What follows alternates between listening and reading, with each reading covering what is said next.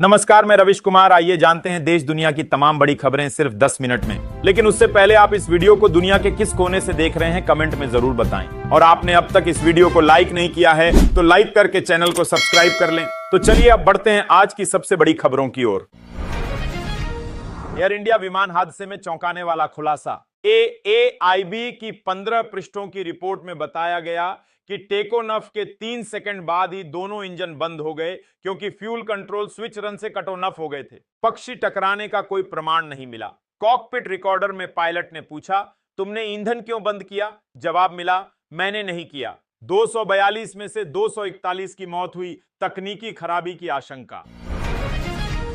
Justice Verma पर महाभियोग की तैयारी तेज। आग लगने के बाद आवाज से जली हुई नकदी मिलने पर जस्टिस यशवंत वर्मा पर गंभीर आरोप लगे। केंद्र सरकार संसद में उन्हें हटाने के लिए महाभियोग प्रस्ताव लाने को सांसदों के हस्ताक्षर जुटा रही है। जांच में कदाचार की पुष्टि हुई पर वर्मा ने आरोप नकारे। प्रस्ताव आगामी सत्र में पेश होगा। लोकसभा में 100 और राज्यसभा में 50 हस्ताक्षरों की जरूरत होगी।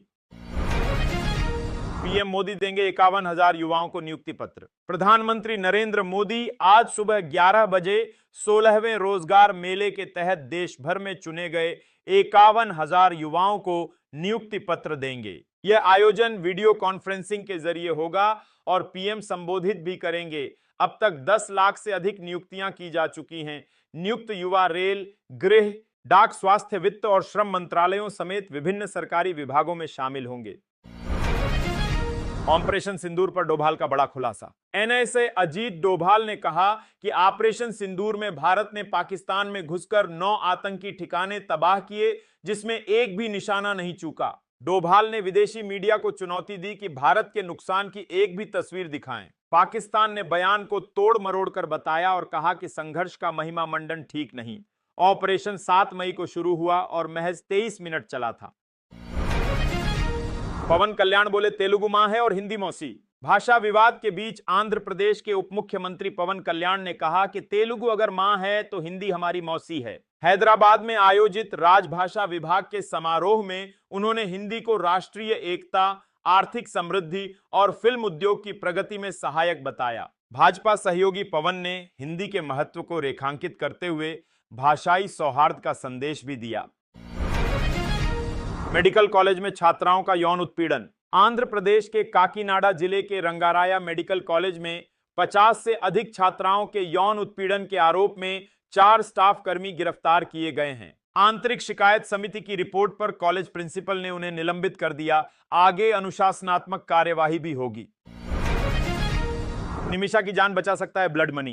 केरल की नर्स निमिषा प्रिया को यमन में बिजनेस पार्टनर की हत्या के आरोप में 16 जुलाई को फांसी दी जानी है। भारत सरकार और save Nimisha Priya international action council blood money के जरिए उसे बचाने की कोशिश में लगे हैं। मृतक के परिवार को 8.6 करोड़ रुपए की पेशकश की गई है। अगर परिवार माफ कर देता है तो निमिषा की जान बच सकती है। मामला बेहद संवेदनशील है। तेलंगाना में निकाय चुनाव आरक्षण बढ़ा। तेलंगाना सरकार ने स्थानीय निकाय चुनावों में पिछड़े वर्गों को 42% आरक्षण देने का फैसला लिया है। मुख्यमंत्री रेवंत रेड्डी की अध्यक्षता में हुई कैबिनेट बैठक में 2018 के कानून में संशोधन के लिए अध्यादेश लाने की मंजूरी दी गई। मंत्री वकीती श्रीहरि ने इसे राहुल गांधी की सोच बताते हुए जातिगत जनगणना की मांग दोहराई। विधानसभा से अध्यादेश पारित होने के बाद बदलाव लागू होगा। एनएचएआई की बड़ी परियोजना। वित्त वर्ष 2025-26 में एनएचएआई 3.4 लाख करोड़ रुपए की लागत से 124 राष्ट्रीय राजमार्ग और एक्सप्रेसवे परियोजनाओं के लिए बोली लगाएगी। कुल 6,376 किलोमीटर लंबे इन प्रोजेक्ट्स में एचएएम, बीओटी और ईपीसी मॉडल शामिल हैं। पाकिस्तान की एआई सदस्यता पर आपत्ति। डिजिटल इंडिया फाउंडेशन ने एआई अलायंस नेटवर्क में पाकिस्तान को शामिल करने पर कड़ी आपत्ति जताई है। डीआईएफ ने कहा कि पाकिस्तान आतंकवाद को समर्थन देता है, एफएटीएफ की निगरानी में है और एआई तकनीक का हथियारीकरण कर सकता है। संस्था ने इसे भारत की राष्ट्रीय सुरक्षा और वैश्विक साझा मूल्यों के लिए गंभीर खतरा बताया है। नेटवर्क में 17 संगठन हैं, जिनमें 3 चीन से हैं।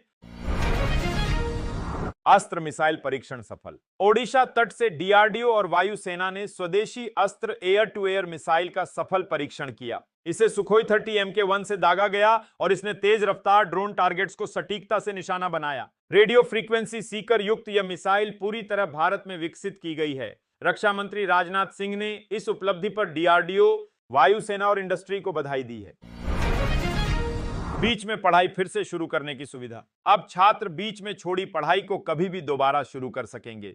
यूजीसी ने नए क्रेडिट फ्रेमवर्क का मसौदा जारी किया है, जिसके तहत 1 साल पढ़ाई पर सर्टिफिकेट, 2 साल पर डिप्लोमा, 3 साल पर डिग्री और 4 साल पर ऑनर्स डिग्री मिलेगी। क्रेडिट अंक एकेडमिक बैंक में जमा रहेंगे और आजीवन मान्य होंगे, जिससे शिक्षा होगी और लचीली।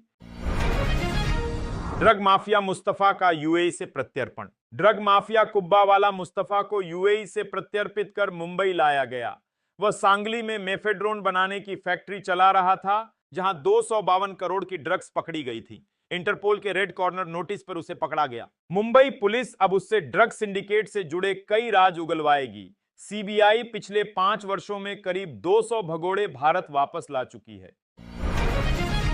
ट्रंप पहुंचे बाढ़ प्रभावित टेक्सास। अमेरिकी राष्ट्रपति डोनाल्ड ट्रंप और मेलानिया टेक्सास की बाढ़ से तबाही का जायजा लेने पहुंचे। 4 जुलाई को आई इस बाढ़ में अब तक 120 मौतें और 160 से अधिक लोग लापता हैं। केर काउंटी सबसे ज्यादा प्रभावित है। ट्रंप ने राहत प्रयासों का बचाव करते हुए कहा, प्रशासन शुरू से मौके पर मौजूद है। कई लोगों ने छतों पर रहकर जान बचाई और बाढ़ की भयावहता को कैमरे में कैद किया। मॉस्को पर यूक्रेन का ड्रोन हमला। यूक्रेन ने मॉस्को और तुला में रूसी विमानन संयंत्र और मिसाइल निर्माण केंद्र पर ड्रोन हमला किया, जिससे विस्फोट और आग लगी। 2 लोगों की मौत और 155 यूक्रेनी ड्रोन गिराए गए। मॉस्को के 3 एयरपोर्ट अस्थायी रूप से बंद किए गए।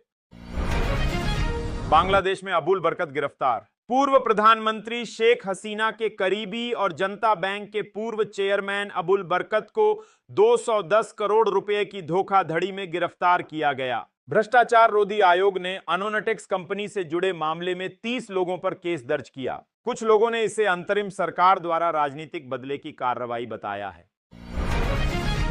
किडनी फेल होने पर पैरों में दिखती है यह गंभीर दिक्कत। किडनी खराब होने पर अक्सर रेस्टलेस लेग्स सिंड्रोम की समस्या हो जाती है। यह पैरों में बेचैनी, झुंझुनी या खिंचाव का एहसास देता है, जो नींद को प्रभावित करता है। किडनी मरीजों में यूरिक एसिड, खनिज असंतुलन और एनीमिया जैसे कारण आरएलएस को बढ़ाते हैं, जिससे जीवन शैली में सुधार जरूरी है। बरसात में यूरिक एसिड बढ़ने का खतरा। मानसून में बैक्टीरियल संक्रमण से यूरिक एसिड, किडनी स्टोन और प्रोस्टेट समस्याएं बढ़ती हैं। रामदेव ने नीम पीपल का रस, गोखरू का पानी और भुट्टे के बाल का काढ़ा जैसे घरेलू उपाय सुझाए हैं, जो किडनी को सुरक्षित और यूरिन इन्फेक्शन से दूर रख सकते हैं।